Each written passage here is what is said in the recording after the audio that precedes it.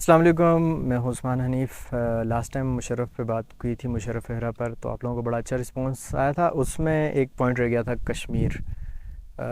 Musharraf formula Kashmir پر۔ اس میں جو لوگ جانتے ہیں احوال، وہ کہتے ہیں کہ کافی حد تک سولوشن کے قریب آ گئے تھے ہم لوگ، دونوں ہی ملک۔ تو اس پہ بات کرتے ہیں کہ اس میں کیا ہوا تھا۔ اچھا، اتفاق ایسا ہے کہ میں کشمیر میں ہوں اور ایک ایسے پوائنٹ پر ہوں جہاں پہ آلموسٹ ڈھیر سارے پہاڑ آ کے ملتے ہیں اس پوائنٹ پر، اور میرے ساتھ ساتھ دیکھیے اور انجوائے کیجیے اور کشمیر پہ بات کرتے ہیں۔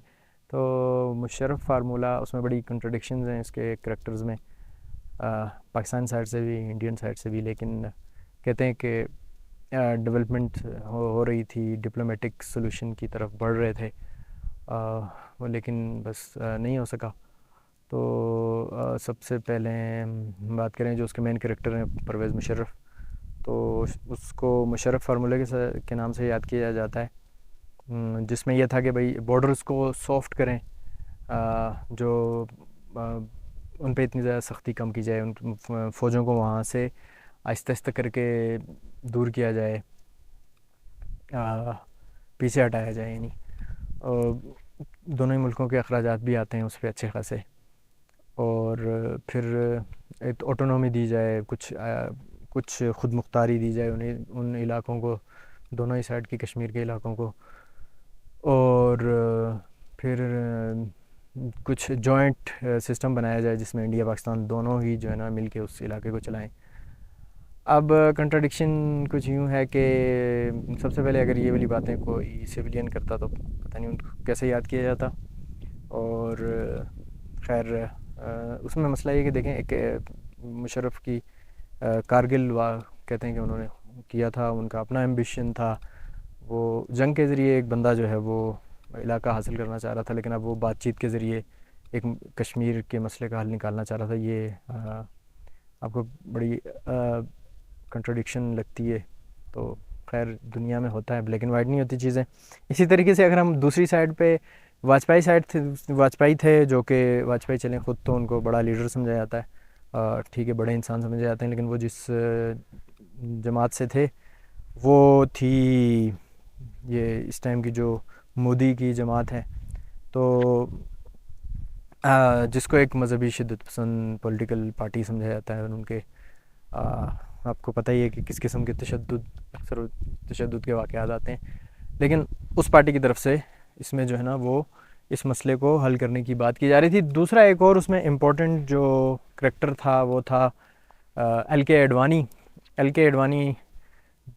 جو ہے وہ بڑے ایکٹیو تھے، وہ اس مسئلے کو سولو کرنا چاہ رہے تھے، یقیناً اچھی بات تھی، لیکن ان کی اگر ہسٹری دیکھتے ہیں تو جو جو مسجد ہے وہاں، بابری مسجد کو شہید جو ہے کیا گیا تھا، وہ اس ٹائم جس یاترا، وہ پورا سال کوئی وہ جو ہے نا وہ پروٹیسٹ کرتے رہے تھے، اور پھر آخری ایک بہت بڑی یاترا لے کے گئے تھے وہ، تو یعنی جلسہ تھا جس میں وہ تھے، اور پھر اس جلسے کے لوگوں نے اس بابری مسجد کو شہید کیا۔ تو بعد میں وہ کہنے لگے کہ یہ انہوں نے نہیں کہا تھا، کچھ مراٹھی لوگ تھے، مراٹھی میں باتیں کر رہے تھے، پھر وہ انہوں نے مسجد کو جو ہے نا اس کو ڈیمولش کر دیا۔ تو یہ لیکن پھر وہ انہوں نے قائد اعظم پر کچھ اچھے خیالات کا اظہار کیا تھا شاید اپنی کتاب میں، تو پھر بڑے عطاب کا شکار ہو گئے تھے انڈیا میں۔ لیکن شاید جب پولیٹیشنز کو اوپر چڑھنا ہوتا ہے تو وہ ہر طرح کے سہارا لیتے ہیں، ہر طرح کے معاملے کا، ہر طرح کے طریقے کا، اور پھر آخر میں وہ اچھے بھی بن جاتے ہیں۔ تو مشرف فارمولہ جو ہے وہ اوور آل اچھا ہی تھا، یقیناً اگر ڈسپیوٹ حل ہو جاتا ہے۔ یہ ریجن جو ہے وہ کشمیر ایشو کی وجہ سے ہی جو ہے نا ڈسٹیبلائزیشن کا شکار ہے، یہاں عوام بیچاری غریب ہے، ہیلتھ کے ایشوز ہیں، ایجوکیشن کے ایشوز ہیں، لیکن دونوں ملک جنگیں لڑتے رہتے ہیں۔ 1948 کی جنگ ہوئی، اس ٹائم جو ہے وہ مہاراجہ جو کہ ہندو تھا، وہ انڈیا کے ساتھ شامل ہونا چاہتا تھا، لیکن عوام وہاں کی مسلم تھی، اس لیے پھر پاکستانی جو ہیں وہ یہاں ٹرائبل ایریا کے لوگ گئے تھے وہاں پہ اس کو آزاد کروانے، لیکن وہاں پہ کہتے ہیں کہ انڈین جو پٹیالہ ریاست کی فوجیں پہلے سے ہی وہاں پہ پہنچ چکی تھیں، تو یعنی بس دونوں ہی ملکوں نے اپنا اپنا حصہ لینے کی کوشش کی جتنا جتنا لے سکے، اور پھر یہ ڈسپیوٹ رہا۔ پھر 65 کی جنگ جو ہے وہ کشمیر کو آزاد کرانے کے لیے ہی ہوئی تھی۔ آپریشن جبرالٹر لانچ کیا گیا تھا پاکستان کی طرف سے، پھر وہ نہیں ہو سکا، فل فلیج جنگ ہو گئی دونوں ملکوں کے درمیان۔ پھر 1971 کی جنگ ہو گئی، جو کہ اندرا گاندھی ان کو تھا اندازہ کہ پاکستان کے انٹرنل ایشوز تھے، جس کی وجہ سے ان کو تھا کہ یہاں پہ یہ کمزور فرنٹ ہے پاکستان کا، اور وہ پاکستان کو وہاں سبق سکھانا چاہتی تھیں، اور پھر ہو بھی گیا۔ تو لیکن بڑا افسوس کی بات ہے، اس میں ایک بات یہ بھی دیکھنے والی ہے، دیکھیں اکثر اکھنڈ بھارت کی بات کی جاتی ہے کہ بھارت کے ساتھ شامل کرنے کی بات کی جاتی ہے دوسرے حصوں کو، لیکن جب بنگلہ دیش اتنا بڑا حصہ وہ پاکستان سے الگ ہو گیا تو انڈیا اس ٹائم آپ فرض کر لیں گے، مطلب اس ٹائم چونکہ وہ کمزور ایریا تھا تو شامل کر لیتے، اس کو شامل تو نہیں کیا انہوں نے، اس کو ایک الگ سے ہی ملک بنا دیا، کیونکہ آج کل جو بارڈرز ہیں وہ بہت انٹرنیشنل کمیونٹی جو ہے نا اتنی آسانی سے کچھ کرنے نہیں دیتی کسی کو، تو بس آپ ایسا ہے کہ بس معاملات خراب کر سکتے ہیں، ایک ڈسپیوٹ کو آپ مزید بڑھا سکتے ہیں، اور عوام اپنی عوام کا بس بیڑا غرق کر سکتے ہیں، لیکن ایسا نہیں ہے کہ آج آپ کسی جو ہے نا ملک پہ قبضہ کر لیں۔ تو خیر پھر اس لیے جتنی جنگیں ہوئیں وہ کشمیر کے ایشو پر ہی ہوئی ہیں۔ پھر اب لیٹسٹ ڈیولپمنٹ جو ہے وہ ایک تو خیر مشرف کی، اگر میں نے کنٹروڈکشن کی بات کی تو اس میں ان کے دور میں حکومت میں 2001 میں انڈین پارلیمنٹ پہ حملہ ہو گیا تھا، جس کی وجہ سے جو ہے نا وہ ایفرٹس نہیں ہو سکے تھے کامیاب۔ پھر وہ گئے آگرہ سمٹ ہوا، اس میں جو ہے وہ پاکستان جو ہے بات کرنا چاہ رہا تھا کہ اس پہ کہ کشمیر ایشو کو کور ایشو قرار دیا جائے، جبکہ انڈین سائڈ جو ہے یہ کہنا چاہ رہی تھی کہ وہ کراس بارڈر ٹیررزم پہ بات کریں، کہ پاکستان کی طرف سے جو ٹیررزم ہوتی ہے اس کو روکنے پہ بات کی جائے۔ تو اس طریقے سے وہ پھر کچھ خاص نہیں بڑھ سکے، لیکن ایفرٹس جاری رکھی گئیں، اور خیر 2004 میں پھر حکومت تبدیل ہو گئی، کانگریس کی حکومت آ گئی، منموہن سنگھ آ گئے۔ ویسے تو وہ ان کے کریڈٹ پر انڈیا کی اکانومی چینج کرنا ہے، لیکن وہ شاید دلچسپی نہ ہوئی ہوگی، اس طریقے سے کام نہ ہو سکا۔ خیر پھر 2008 میں انڈیا پر حملہ ہو گیا، ممبئی اٹیکس ہو گئے، 10 جگہوں پہ اٹیکس ہو گئے تھے، پتہ نہیں 160 کے قریب لوگ مرے، جس میں UK، US، اسرائیل، جرمنی، ان ملکوں کے بھی کچھ لوگ مر گئے تھے۔ تو دونوں ملکوں کے درمیان پھر کشیدگی ہو گئی تھی، پھر 2016 میں اٹیک ہو گئے تھے، پھر اس طریقے سے آئے روز ہر بار کچھ عرصے بعد 2-4 سالوں میں جو دونوں ملکوں کے تعلقات پر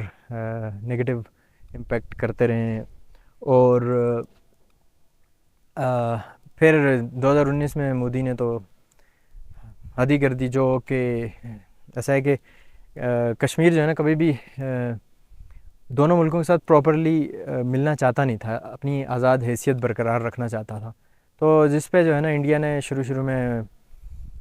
ان کو یہ باور کروایا تھا کہ ٹھیک ہے، آرٹیکل سے 370 کے ذریعے، اور ایک اور آرٹیکل تھا کہ بھائی آٹونومی رہے گی، زیادہ سے زیادہ ان کے اپنے معاملات اپنے ہی ہاتھ میں رہیں گے، اپنے ڈیسیجنز، آزادی رہے گی، اپنے ڈیسیجن وہ خود لیں گے،